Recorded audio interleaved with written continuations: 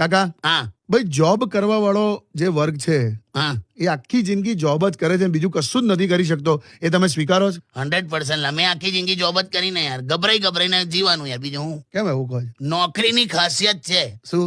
ના ભૂખ્યા રહેવા દે ના અમીર થવા દે. ના ભૂખ્યા રહેવા દે ના અમીર થવા દે. એવી ગાડીમાં લઈ લે હા જે જુવાનીમાં બેસાડી દે ને ડોહા થાય એટલે ઉતારી દે. વાહ.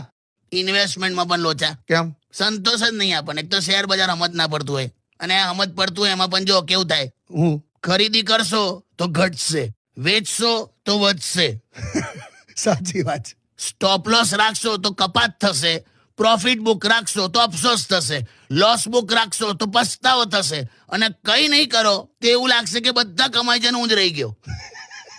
કઈ નહીં લા, જીવનમાં મિત્રો કમાવો, સુખ શાંતિ કમાવાની, કુટુંબ કમાવાનું. બરાબર. મેં તો ઘણા એટલા ગરીબ જોયા છે કે જેની પાસે પૈસા સિવાય કઈ જ નહીં. વાહ વાહ વાહ, લાયા કાકા. તારે